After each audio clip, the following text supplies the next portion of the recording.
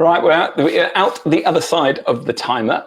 Hi, Susan. Thanks very much for joining me. And just very quickly, for those of you who may or may not have seen this before, and this may be on a recording, this is just a live discussion between myself and various people that we're doing some research for a book about digital transformation, innovation, leadership within the built environment. And these are our interviews. And rather than having them sort of behind the scenes and a bit secretive, much as the narrative I believe that the industry needs to have, which is much more open and transparent, that's how we're doing all of our book research, myself and Dr. Amy Redmond. And so today I'm joined by Susan, is it Gerock? It's Gerock. Gerock, sorry, soft G, apologies. And I have to confess, I can't now pronounce the company name since it changed, because when we first started talking, you were Washington Reed, and now it's all changed. And how do I pronounce the name of the company now? It is pronounced Elme Communities. And that is a combination of something and home, isn't it? It is elevating home. Elevating home, which is really, that's quite clever. Someone's given that a lot of thought, I think. Yes. It was. It actually came from one of our employees, which is pretty exciting. You can talk to companies that are experts in naming, but the naming sprint that we had with a select group of very creative employees is what brought Elme to us. And I think we probably considered about 150 different names as a company, and arrived on Elme, and we absolutely love it and think it is a great representative for our brand. When I read it, I thought, okay, that's quite clever. I like what you've done, and just I didn't realize that sort of history behind it. So speaking of all the things that this book is all about, which is transparency and leadership and getting the right culture within an organization. I mean, that speaks of it entirely, right? Which is you had entire buy-in from the employees because they were involved in as simple as a name change. I mean, that's a really cool way of looking at it. Absolutely. Did you put one forward? I did not, but I will say that one of my IT team members was on the select group of employees that came up with the name. So I was very proud of that. I hope it wasn't like, was it Nike famously paid something like $15 for the Nike tick? I don't.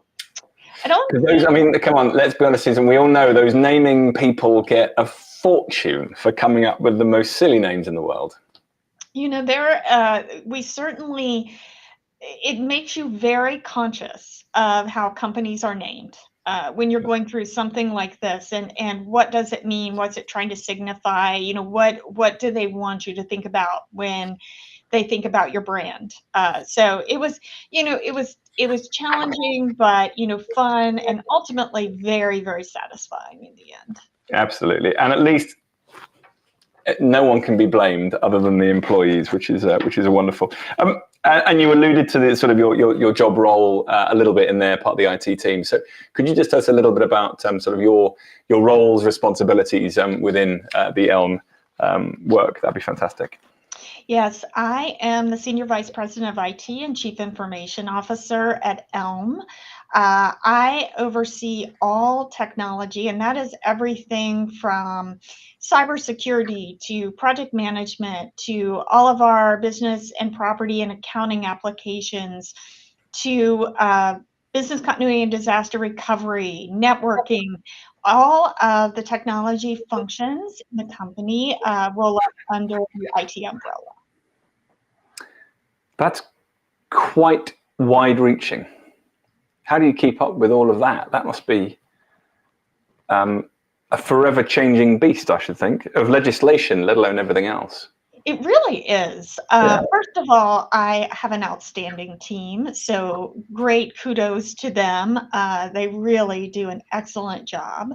Second, I actually have a cadence of reading every morning. The first thing I do when I arrive at the office is I have a series of digests that I go through, a lot of technology law, a lot of cybersecurity news, a lot of venture capital and prop tech. And so it's delivered to me every morning and I start my day with my reading, and I share information with others in the company that I think is relevant. And it sets me off in a really good place to start my day, and how I want to think about our approach as a company to technology, into keeping up with all of the very, very many law changes as you spoke about. Yeah, it's a forever changing beast, and I mean, especially when I know obviously you're quite specific in your geographical area, but I mean certainly with some of the sort of the more multinational type corporations I've spoken to, keeping up with legislation is a nightmare in and of itself. I mean, it's an entire role, let alone anything else. In terms of Elme, just for those people who don't know you guys, just give us some sort of idea of the size of the REIT. Absolutely. We are a publicly traded real estate investment trust on the New York Stock Exchange. ELME is our stock ticker. We have normally, I had looked at this just last week, $1.2 billion market cap. We have 28 multifamily properties, which adds up to about 9,400 apartment homes that are broken out between Maryland, Washington, D.C., Virginia, and Georgia, in the Atlanta area in Georgia. And we do have one office building in Washington, D.C. Yeah, and that's something I've seen the trend that you've sort of divulged some of the office assets over the past few years. So you're really now focusing on that multifamily area. So talk to me about that in terms of innovation to start with. Obviously, your role is wide-reaching around technology, but how does Elme approach innovation more broadly? What sort of what have you got set up in place to become an innovative organization? Yeah, James, I'll start with when we were talking about making the change internally.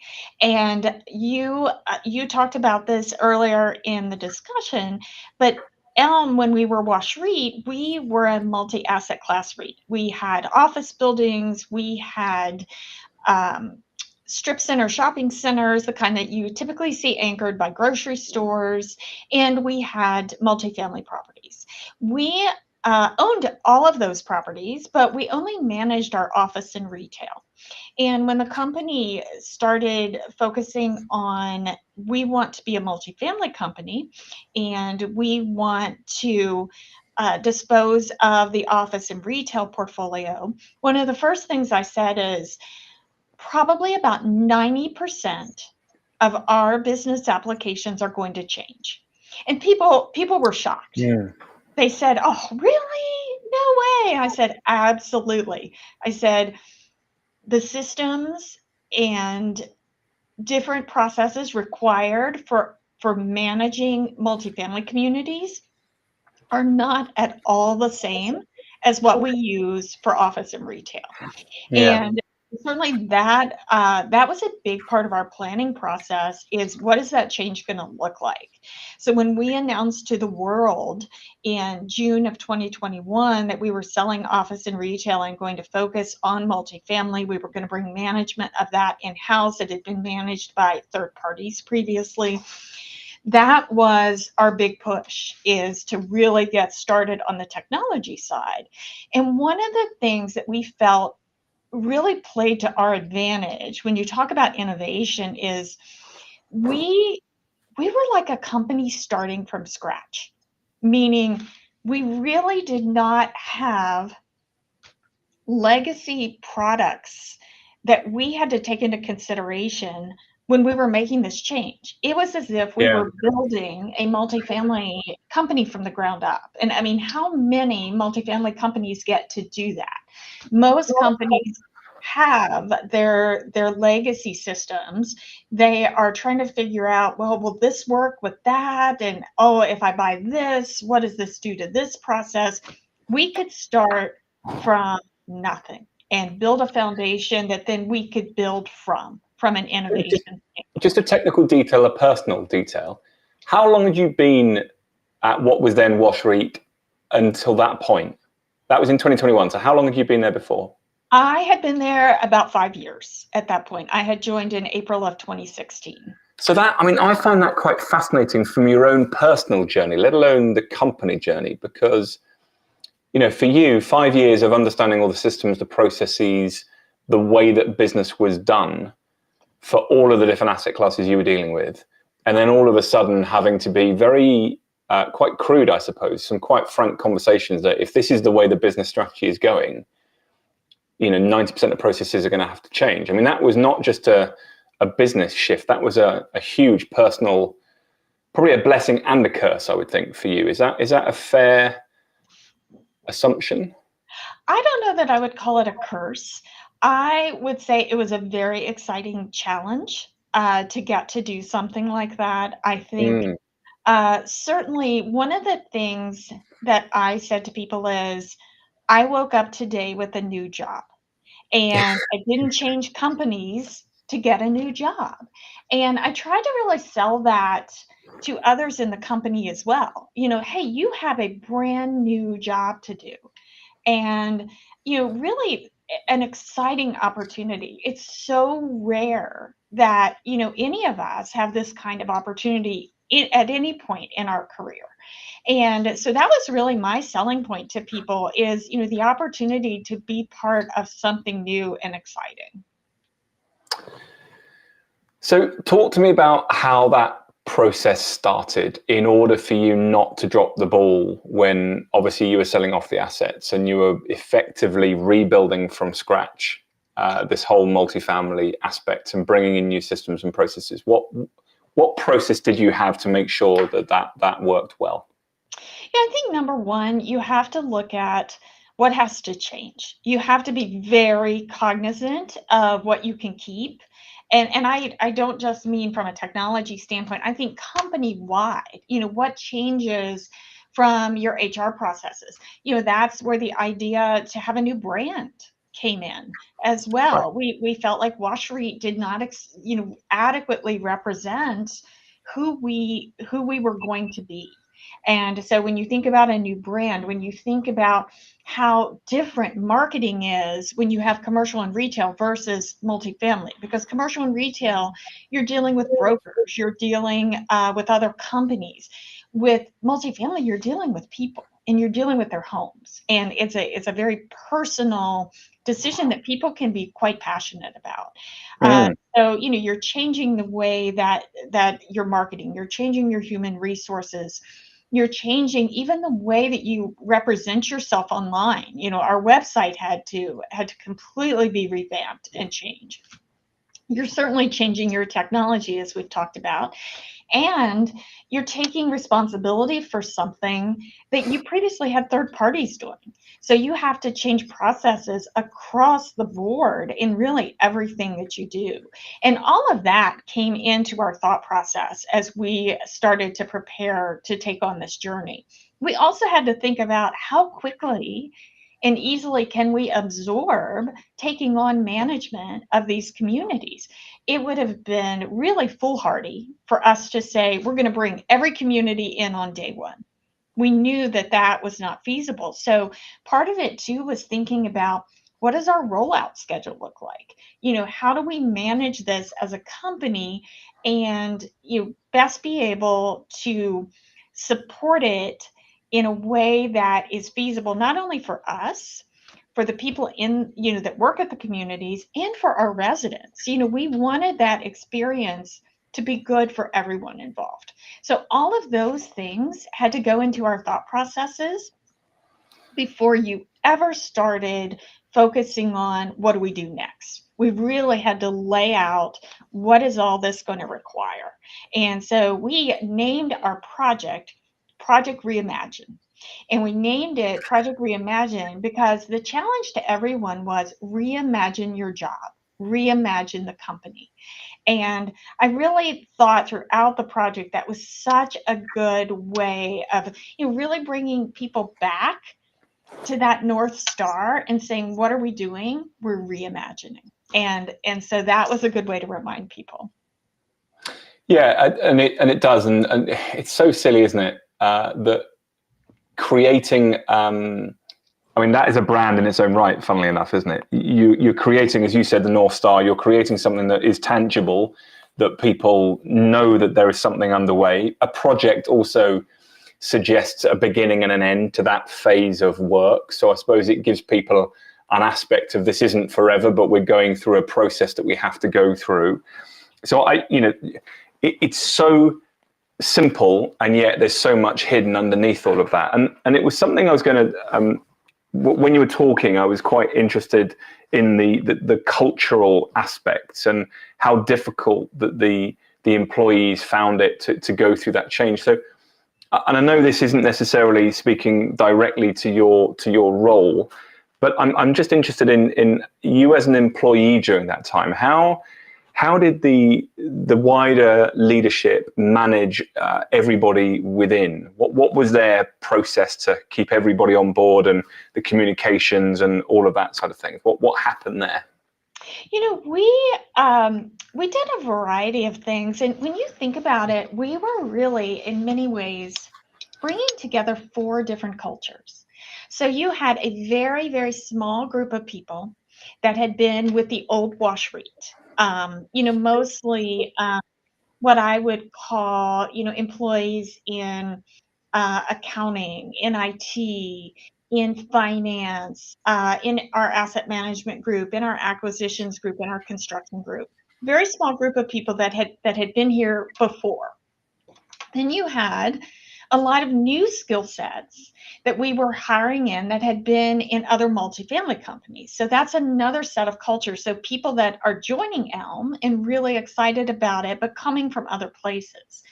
Then we had two multifamily third-party operators, managing our communities. And from there, you are bringing those 2 cultures into your company as well. And you're really thinking about how do we then create the new Elme from what are really 4 different cultures coming together. And a lot of it is really thinking about, who do we want to be? Like what are our aspirations? Who do we want to be to our employees? Who do we want to be to our residents? And coming through and developing our mission, vision, and values as an organization, I think was one way that helped to pull together all of the different cultures, so that we all had those rallying points that we could focus on and say, this is who we want to be. This is who we are trying to be every single day as an organization. Okay, and then I suppose moving more onto your role specifically, how did you deal with the implementation of all of the different systems? And I'm assuming technologies that you had to bring in, because obviously it's almost an entirely new asset class. How did you approach that from your role? From my role, by the way, just quickly, this has gone in a tangent already in a way that I didn't expect it to. So for me, this is really interesting because it really speaks to the hardest thing in everything that I read about, which is change management. Because you were originated in 1960, and so all of a sudden, 60 years on, your business has just gone completely around in a complete circle. So I find it fascinating in how this has been managed. So tell me about your side of things. First of all, we had to say, going back to what do we have today? What is there anything that's salvageable? And if not, what is it that we need? What are our requirements? What are we going to have, to be successful as a company? And what was really cool about that exercise is that we got to involve just about everybody who was in the company at that time in coming up with those requirements. And I think it made sure that you had lots of different voices, that you didn't have anybody who was left out of coming up with what was necessary to create this new company. And that was one of the first things that we had to do, is say, okay, what are the requirements? What are the things that we need? And first of all, what kind of primary accounting and property management systems do we need to put in place that then we can build and innovate from going forward? So just before you go down that line, take me back to the aspect of bringing in the different sort of stakeholders that would be involved in the project? Because I'm curious as to how you did that. Was that sort of workshop type environment? Was it just setting committees? How did you go about all that?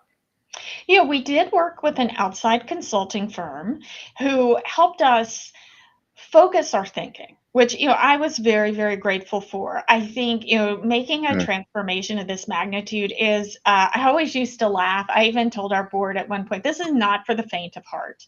It is definitely something that you want to put your best foot forward in doing. And you have to be brave, honestly, to make a change like this.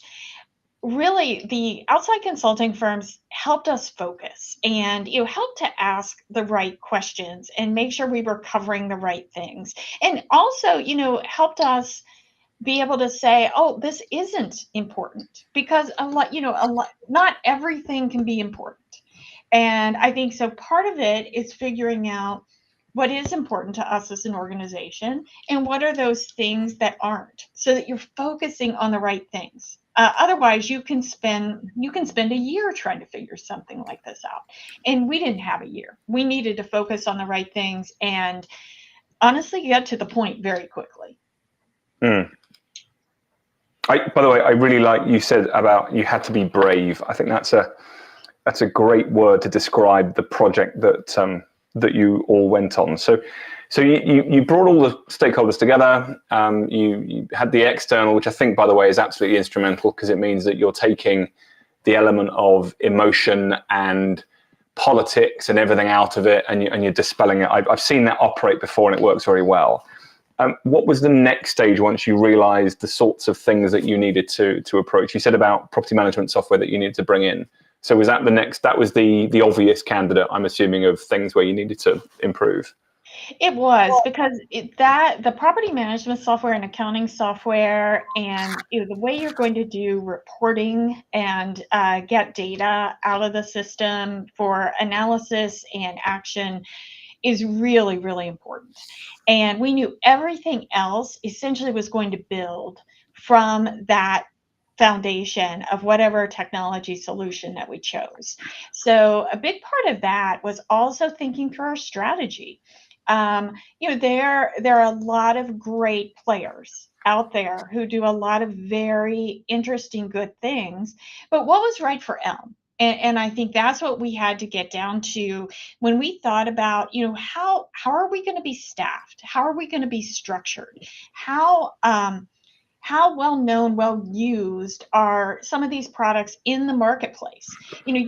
As much as it might be really cool and exciting to go with a niche player in property management, let's say, if you're not going to be able to find people that have used that before when you're hiring for your community teams or your accounting teams or whomever, that might not be the best way to go. You also want to think about, how are we going to support it? How are we going to staff to support all of this? And what gives us our best opportunity from a staffing standpoint? So all of those considerations had to go into, where do we focus our energy? Who do we invite to respond to our RFP? Who do we invite to do demonstrations for the company? And how do we ultimately make the decision that's best for Elm? And that's, I've never really heard it. I've never really heard it from that angle before, about the companies that you were considering. It wasn't just about necessarily the maturity of the technology, because you'd have probably been open to a more of a startup type vibe, but you were looking at it from the perspective of staffing and support, and finding that element where you needed people with experience of those systems and softwares that could be brought in. Okay, that's really interesting. So you went about, you provided an RFP process on the technologies that you wanted to bring in, and was that the end of the process then, or is it a continual process for you on that sort of technology play? It's a continual process. I would say that when we were looking for a partner, one of the things we were looking for is how easy is it going to be for us to integrate with this partner? Knowing that especially the multifamily industry has so many different niche solutions for different parts of the resident journey. And that was something that was very, very important to us, that whoever we partnered with was very open to working with other kinds of companies and making sure that we had the best solution from beginning to end, for not only our residents and potential residents, but also for our employees that are going to be using the systems every single day. And that was part of our consideration as well. Even if we didn't know exactly what we might choose for, some of our marketing capabilities, or for some of our maintenance capabilities or things like that, we still needed to make sure that whoever we chose was going to be an easy partner with whoever we chose for those other ancillary systems down the road. And so with that in mind, actually, who did you go with in the end for all of that, if you don't mind me asking? We did select Yardi for our Oh, you property went with Yardi, management okay. and our accounting system.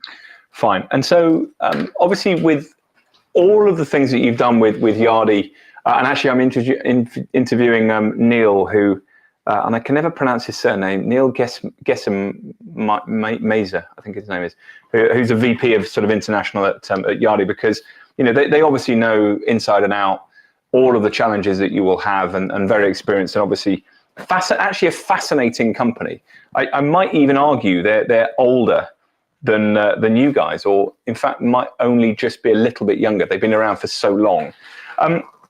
What did the partnership look like then, when it all started and all the integration started to happen? What did it start like? What does it look like now? And on that journey that you've gone on with Yardi, what experiences have you taken away from it that if you had to repeat that process again, you feel that you've learned from sort of the challenges that you had initially that you wouldn't repeat again?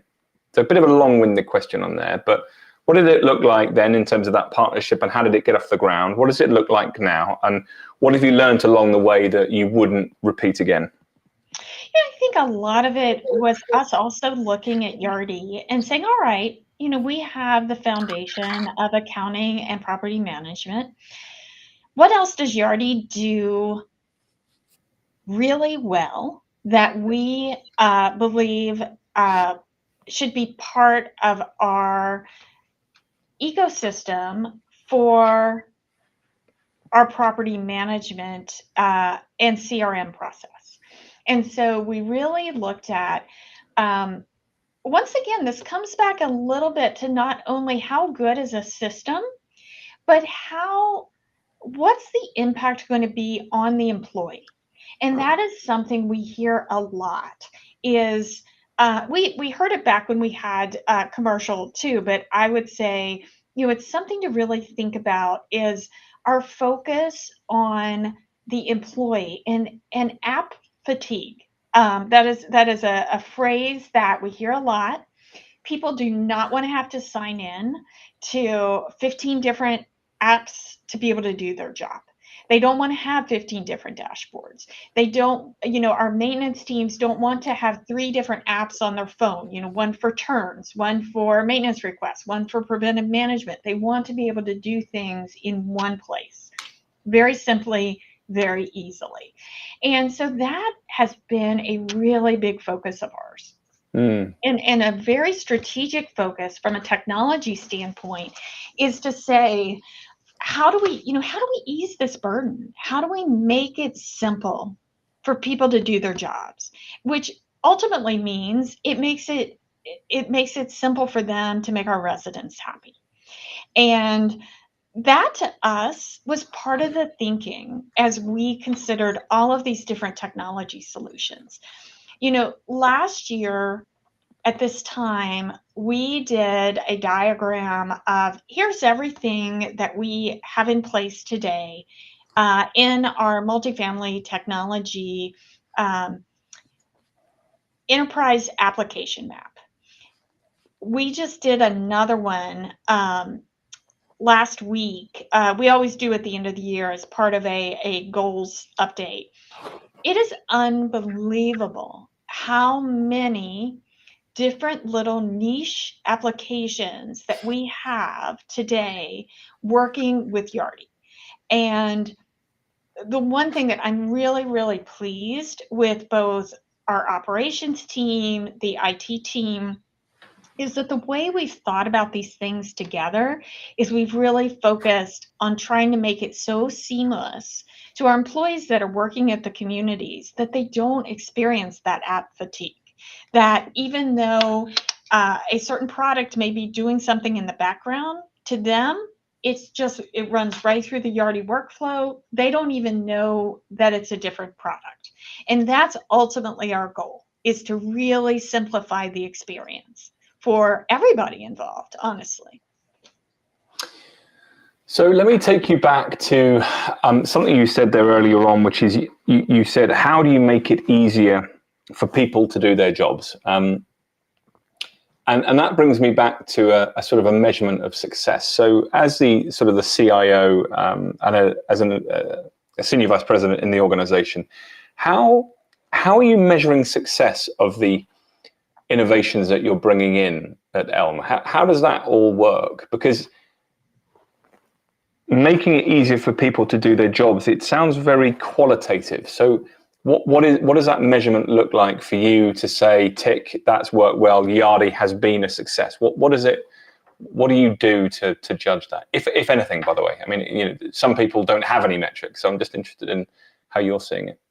I think one thing that we do is so every month in our IT organization, we do an analysis of a lot of different metrics across our technology, whether they be cybersecurity metrics, whether they be help desk metrics, whether they be uptime metrics, all sorts of different types of metrics. And one of the things that we do even more frequently than monthly is, what are the kinds of questions people are asking of our help desk, of our teams? What are the problems that they're having? Because that helps us understand, where are there training opportunities? Where are there opportunities to change the way that we have a system set up? Where are there opportunities to give people tools to self-serve? And so we're constantly looking at things like that to understand, where do we have an opportunity to impact the business? Our operations team focuses on holding different focus groups at different levels across our community teams. They may talk to a group of service managers, or they may talk to a group of assistant community managers or leasing ambassadors, and really understand, what's your job like? What are the challenges to you doing your job? What are things that we can do to help make your experience better? And once again, going back to making the experience better for our residents. And so I feel like it is something that we are focused on from a continuous improvement standpoint. We definitely have found things this year that we could make really simple changes and change the way that employees are interacting with technology, that have really not only taken a burden off my team from answering help desk questions, but also made the person more efficient and a lot happier in doing their job. Okay, so if I may just digest that a little bit and try and summarize. So a sort of a metric of success for you in that sort of the help desk technology bit is ostensibly the amount of tickets that are coming through and the actual responses to those tickets and how easy it is. And I suppose the trend in the problems that you're reporting and whether that's being improved or not. Is that the best way of looking at it? I think so. It's definitely something that we focus on all the time and are always looking at, why is this happening? What is the cause? Where are the opportunities to improve it? Okay, it's really, because I mean, something like Yardi, for all of its benefit, it's a big enterprise system. It is not cheap to implement. So I am interested in, how does a leadership team judge whether the implementation of a Yardi or an MRI or any of the other large enterprise solutions is successful or not. So do you have a sense of how you're looking at that, or how the leadership team does, or is that not considered? I really think that we probably look at it maybe not from an overarching standpoint, but more from how are we performing in different areas. Okay. And we may look at how is our marketing performing. Have we seen improvements based on what we've put in place, changes that we've made, issues that we've addressed. We may look at accounts payable. How are we doing from a payable standpoint? Are we meeting our goals? What are our metrics? So we're very metric driven at the Yeah. company. So, we're very interested in what does the data tell us? Not only what does the human experience tell us, but what is the data telling us that we can dig into and understand? So I think across the company, different groups are looking within their metrics to say, how are we doing? Has this been a success? What are the things that we need to do differently? Was this the right decision a year ago? Or, now that we have 12 months under our belt, we understand that there are things that we want to change. And I think that's one of the coolest things about Elme, is that as a company focused on continuous improvement. And, when you talk about innovation, as I know we've gone like all over the place on our discussion so far, but when you talk about innovation, it's exciting to be part of an organization that innovation is just part of our DNA. It's just what we do. And I think I would be really unhappy in a place that really didn't have that kind of mindset, honestly. I think it's interesting you say that, because I would certainly agree with you. Although I have in my experience found a lot of technologists, especially sort of CTOs, who have created a technology stack that they're very happy with, and perhaps they're just happy with it. So I wouldn't say you are, sort of the norm. I would say you're quite unique in that output, in the sense that there should be continuous improvement, but I don't think that's always the case. There's quite a lot to unpick in what you've just gone through, but I'm going to pick up on two areas. I'm going to come back to the improvement bit later, but I'd like to go back a little bit in terms of the data element. You talked about you like to analyze the data. Now, it brings me back in, I think it was either the first or the second series of my real estate success sort of leadership talks, and I had the great pleasure of interviewing Jim Whalen of Boston Properties. Yes, I know Jim well. And Jim was fantastic and very supportive of the transparency I was trying to get into the discussions. And he was talking about the struggles that he had at Boston to bring about a change in the data aspect, and how they looked at data, in particular actually around ESG. But let's talk broadly about data here for a second. And it took him, I think he said, 4 years from start to finish to implement the changes that were needed to be able to report to the markets in real time, because like you, they're publicly listed, and they were having real struggles with that. How have you found your data experience? And I don't know if it comes under your remit, so apologies if it doesn't. How has the company found data reporting, and has it gone through any changes, obviously, since that shift that you had in 21? I think that is another area of continuous improvement. I'm very fortunate in that the company has a very research informed and driven focus. Certainly first when it comes to our capital allocation as a company, but also in really understanding our residents and our potential residents.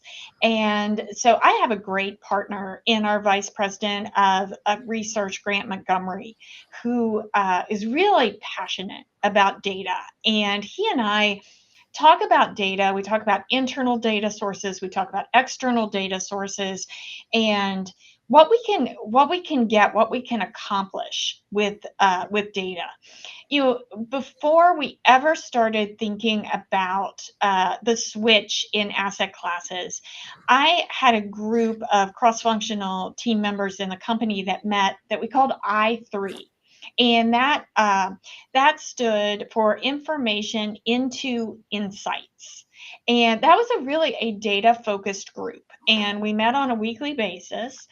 And we honestly talked across the organization about the company's data needs. And, you know, were we collecting the right data? Um, are we reporting on the right things? Are we thinking about data in the right ways? You know, how can we make it easier for people to have access to the information that they need to do their jobs? And I mean, ultimately, that's what it comes down to for me. But Grant is such a great partner, really a wonderful, you know, forward-thinking person who's always asking great questions. And I think that is one of the things you need an employee population that's curious. You can serve up all the data in the world, but if people aren't curious to know things, it doesn't matter. And I feel very fortunate that we have a company that really wants to know our residents. They really want to know how things work. And I'll tell you a great story. This is a story that I've told a few times. When the pandemic hit in March of 2020, one of the things that we wanted to know about our company and our residents is what industries were they in?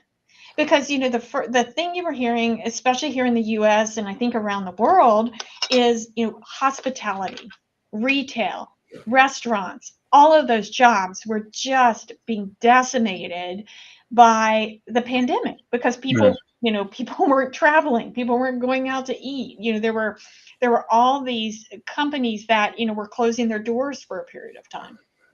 How was this going to affect our renter base? And so, we were receiving data from our third parties, but we really hadn't quite gotten our specific use cases as to what did we want to do with all of this.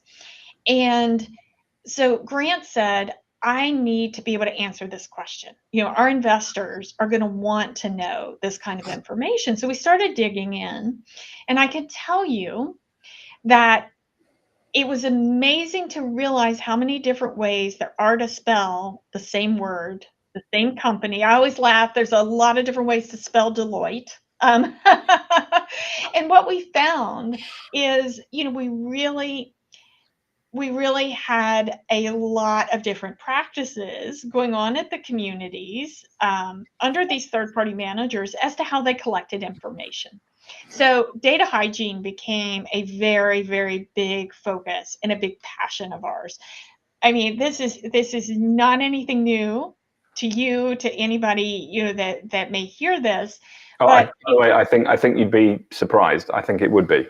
it is it you there's very little you can do with inconsistent and badly collected and structured data.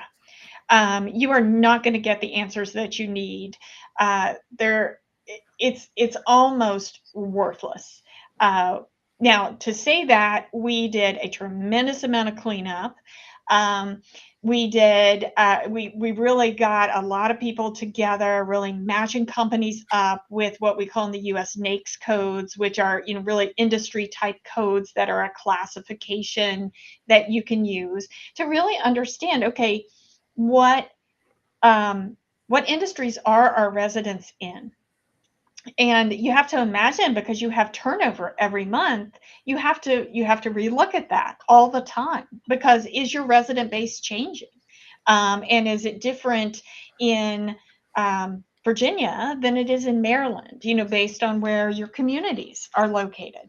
So data cleanliness has become a really, really big focus of ours, and really, not only understanding it ourselves, but also messaging the importance of data, and that really everyone in the company is a data steward.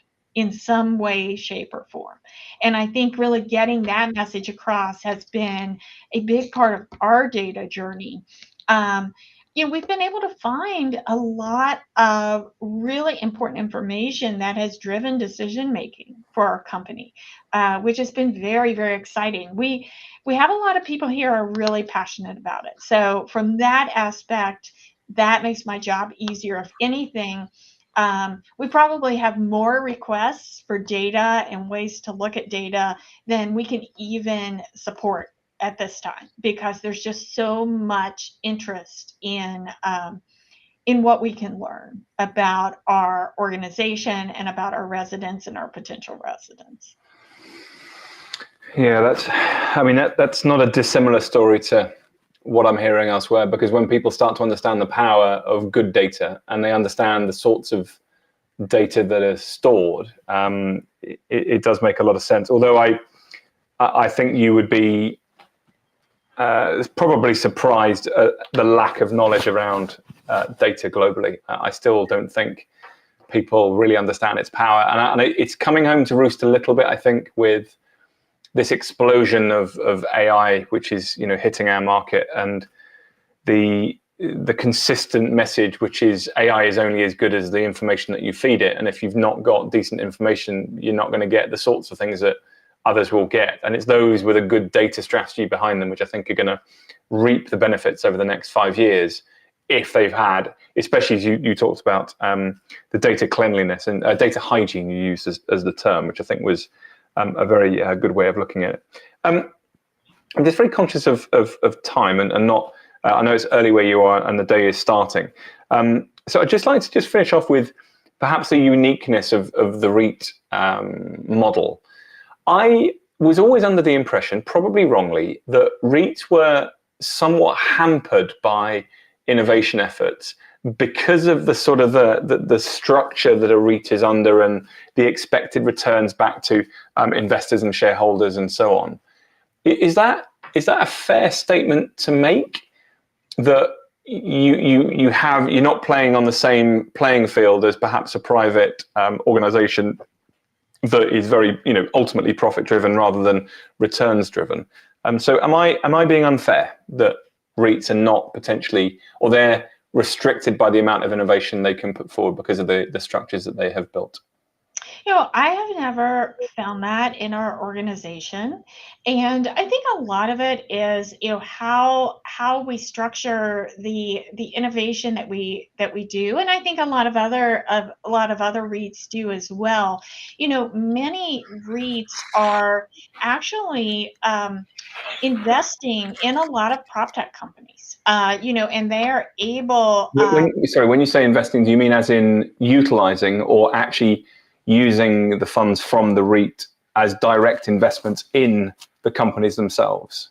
They would typically set up probably a different structure that is what they would call a taxable REIT subsidiary, that would allow them to make those kinds of investments. So it really keeps it separate from some of the REIT rules. And I don't want to talk out of turn because I'm not a tax accountant, so I don't want to say the wrong thing. But there are vehicles that companies can use and that a lot of the US REITs use that allow them to be able to make those investments by actually, funding a lot of these prop tech companies that they see real potential in. And then they also use those prop tech companies as part of their technology stack as well. Yeah, and that makes perfect sense, because obviously you have the buildings, whichever asset class you're in, to actually sort of like a positive feedback loop in terms of investing in a prop tech company and then using that into your portfolio, which then further fuels the prop tech. So I get the mentality of that. I didn't realize there were potential vehicles. So I'll have a little look and have a look into the details of that. And just, I suppose there's two more questions. One, I want to just talk a little bit about ESG for a second. And then secondly, I'm just going to come back to that continuous improvement comment that you made. ESG within multifamily, is it understood? Is it being driven home? Where do you sit on that? out of interest? We have a fantastic senior director of ESG at Elm. He is amazing and has done so much in not only educating our community teams, but really looking for opportunities that are available to companies like us. To really take advantage of offerings that are out there, to improve our ESG posture, at the same time as, not having to make the same sort of investments. He's done some really, really interesting things, where he has found different funding sources. He has found things that he can do with solar panels. He's found opportunities for EV charging stations. So when you think about all that's out there and all that we are hearing from our residents and our potential residents as to what they're looking for. I feel like he has a great handle on it. He's done an excellent job of educating our community teams. I think, residents, when they see, oh, is this something that actually saves me money? And, to many people, they want to also be doing something good for the environment. He really has set it up as a win-win-win across all of those different constituencies. I will have a little look for your Senior Director of Sustainability, because he sounds like a great person to have on. And I find that they're a very passionate set of individuals because they are on a win-win, as you say. Did you have a name for him? Yes, his name is Eric Tilden, Tilden, and he is a rock star. So I could sing his praises all day.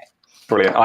I have a chat with a gentleman who I've always thought is a sustainability rock star in the UK by the name of Alex Edds. He used to be the head of PropTech and sustainability at JLL and now heads up EMEA sustainability for LaSalle. And he's doing a great job and has, one of the old guard who, have been talking it for years and years and years, and it's not just jumped on the bandwagon recently. So it sounds like they're cut from the same cloth.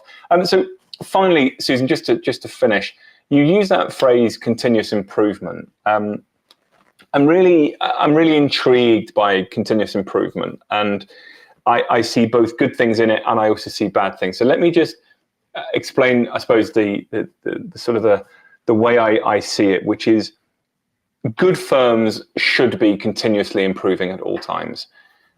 Good firms should be talking to their customers at all times, and as you say, your employees at all times. And what that does is it further fuels that continuous improvement because it allows you to continually innovate and do better for your current customers. How are you placed in terms of that challenge of both continually improving, but also looking to sort of the improvements that perhaps your customers don't know about or your employees don't know about? The improvements which are much further down the line, which are, probably more radical improvements, they would say. Do you have a setup in place that allows you to be what they call an ambidextrous organization? So both exploiting that sort of short-term potential, but also exploring the next generation of improvements that you might need. How are you set for that, if at all? I think we're set up very well.